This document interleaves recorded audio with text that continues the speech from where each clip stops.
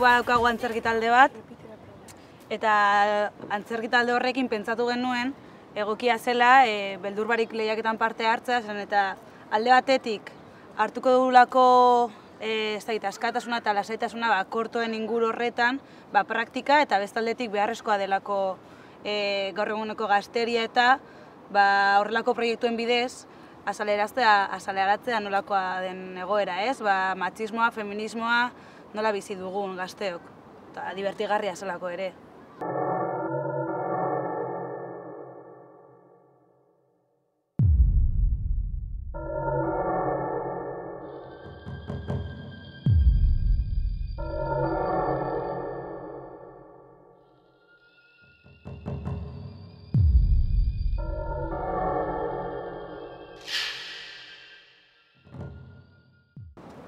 Erabili genuen hori, metodo hori, alderantzizko mundu hori, guk uste dugulako dela gaur egungo egoera islatzeko modu egokiena ez, baina oso aproposa.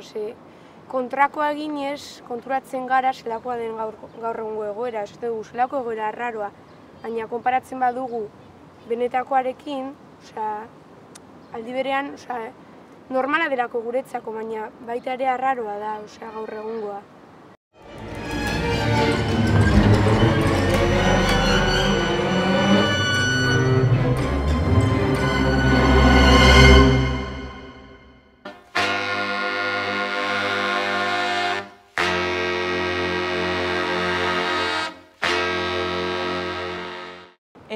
Laburmetraian sartu genituen gaiak, dira gure bizitzan ateratzen direlako batez ere, telebistan, albistegietan, eta modaren munduan oso garrantzitsua da figura bat izatea. Ez zaigula inporta esan erren hori ez da gertatzen, benetan beti zaude hor modelu bati jarraitzen edo ez dakit.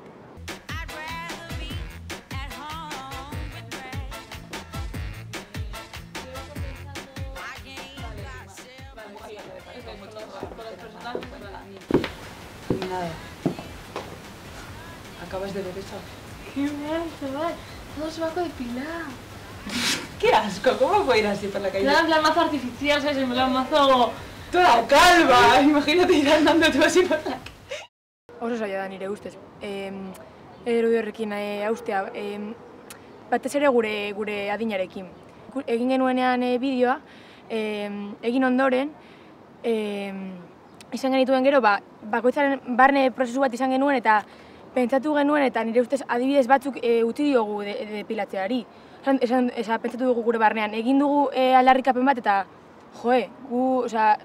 gure barnean egin behar dugu aldaketa bat, ez bakarrik egin bideo bat, gainera irabazi eta zer, ez dugu aldatuko ezer.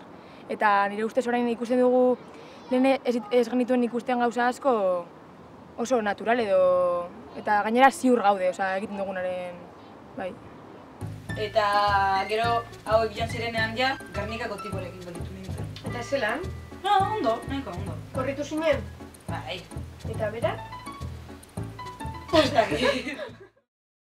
Eman diguten heziketan, ez digute erakutsi zelan funtzionatzen duen gure organoak. Mutilena bai, beti guztiok dakigu zelan masturbatzen dugun mutil bat, baina neskena adibidez ez. Orduan da esfortzu doble bat. Badaude mutilak, hori esfortzu hori egiteko prest daudenak, baina beste batzuk ez eta bakarrik doaz bere airera. Eta orduan sexua da bien arteko gauza bat, bestela ez dago hor zer. Batez ere sexuan gertatzen dena da neska plazerra eman behar diola mutilari eta gu ez gara kontuan, gu ez gaude kontuan hartuta ez dakit nola esan, eta igual hori bi nesken artean jakiten dugunez nola gure bikoteari tratatu igual hobeto, horregatik esaten duzu aberastasuna. Bai. Ama. Heterosexuala naiz. Neska gustatu egiten zaizkit. Bai, heterosexuala.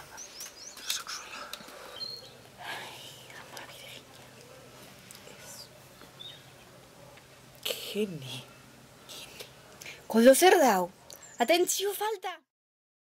dudarik gabe, izan da, gure garaia delako sexuaren aldetik zabalagoa, ez? Nire ustez nire lagun guztiak edo gehienak ikuste dute emakume batekin egotea aukera bat bezala. Igual ez dira egon emakume batekin, baina bai, guzti zadoz, aukera guzti zabala. Lehenengo aukera tipo batekin egotea da normalena, ez? Edo lehenengo aldiz egiterakoan. Etxean jaso dugun ezik, eta ez gaur egun behintzen nire kasuan, ez da gure gurasoek edo aitona amonek jaso dutena, ez? Ikuspuntua ere izan da asko zabalagoa, beti emon dizute ere beste aukera batzuk, orduan nahi ez daukazu presio hori edo beldur hori zer esango duten besteok. Horren hasten zara inguru baten non badaude mugak eta baude beti iritzi ezberdinak, baina askatasun hori apur bat Beste hona maiteri mezu bat bidali. Maite zaitu dut musutzu bat ez dakizar gauean ondolo egin, eta bale, berdin. Nahen, zibalaki. Ez ditu zobe sentimendu karko ez den, ez dakit. Guk azaltza ditugu azuk bai, azaldu, eh? Amodiaren kontuaren inguruan, laranjardiaren mitoa, nik uste dut badagoela gaur egun oraindik ere, baina adibidez gure artean gutxienez ez dugu inoiz horrelako...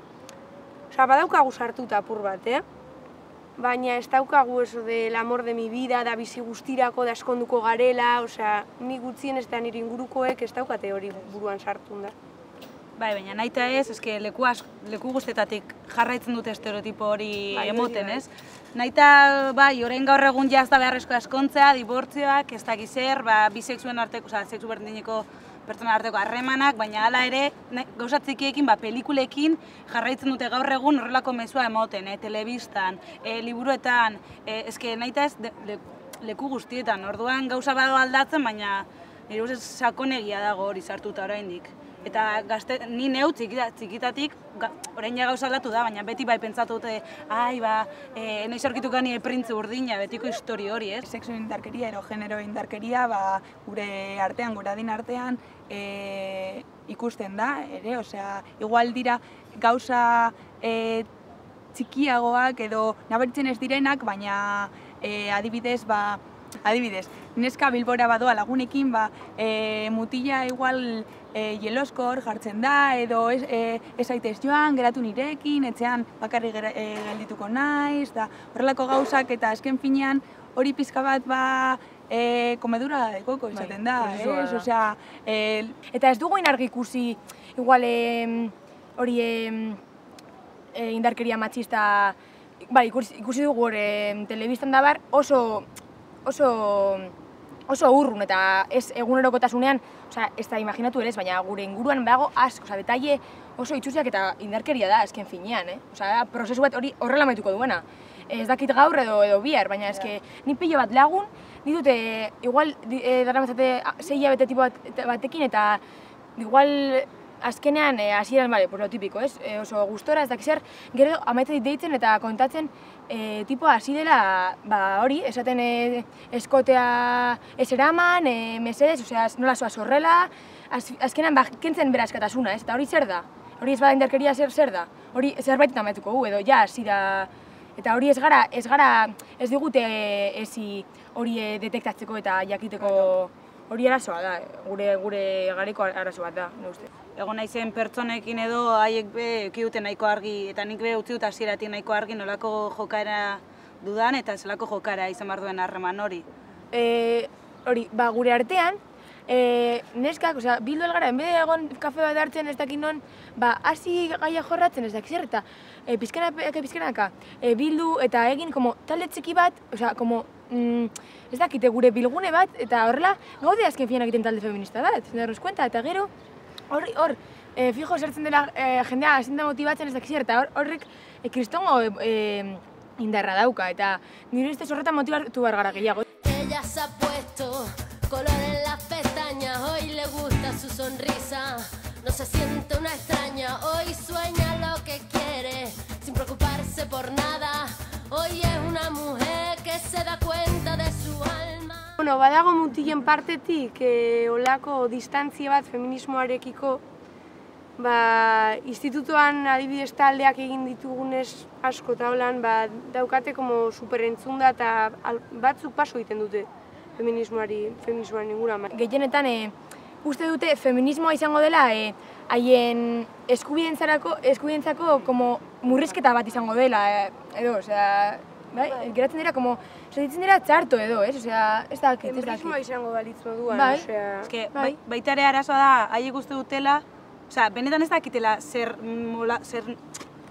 zer nolako feminismoa landu nahi dugun, edo gu geu ere, ez, jakiteko eta ezagutzeko feminismoa ikuste dute hori haien eskubideak edo haientzako kontrako zeo zer, orduan ja usten dute baztertuta. Institutuan nigoratzen dut egiten genituen taldeak, feminismoaren inguruko taldeak, eta bakarrik sartu ziren neskak. Orduan ja hasten zen kriston arazoa, beraiek ez zutelako sartzeko eskubidea. Orduan tikatzen ziren pilo bat, hasten ziren hasta kontra, egiten talde horien kontrako beste talde batzuk, osea, ja, beraientzako espaziorik espaldin badago, ostras, hor ikusten da benetan zelako jarrera duten. Eta azken finean guztia da gizonena, osea, gaba eskaletik emakumeak daukagu kriston arriskua eta beraiek ez, osea, azken finean dana da beraiena, da ez daukatenean espazio txiki batetan sartzeko aukerarik, ia jartzen dira, ostras, Ni ikuste dut eskatu behar zaila mutilei kriston laguntza. Azken finean gizonezkoak daude hemen, gizarte honetan dago hemen. Orduan, goikoek ez gaituzte laguntzen, ez dago zer egin. Baina batez ere kontzientziatzea lehengo zer egiten duten txarto edo zer aldatu behar duten, ze hori da saiena. Azken finean konturatzea zer ez dugun egiten ondo eta horrelako gauzak, eta hori oso zaila da onartzea, eta hortik hasten da aldaketa, ez? Nik uste dut. Eta batzuk ez dira ez da konturatzen, osea... Horregatik ez dira konturatu nahi. Eta ni be, jarriko nuke, apurrat empatia, ez? Jartza gure lekuan eta haiek be bizitzea gure egunerokotasunean bizitzen ditugun gauza txiki horiek, nik uste dut ikusten badute nolako egoeran gauden eta ulertu ezakete hobeto. Ez orduan... Azken finean da bien arteko elkarlana, ez bakarrik haiena edo gurea. Niretzako adibidez beldur barik jarrera da ausardia, baita ere... Niretzako beldur barik jarrera da...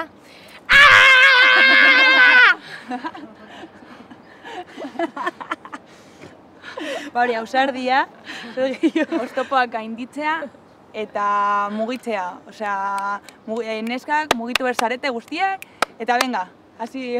Eta izateko askatasuna batez ere, izan nahi duzuna da egin nahi duzuna. Hori da. Iraultza egin behar delako barnetik. Bai.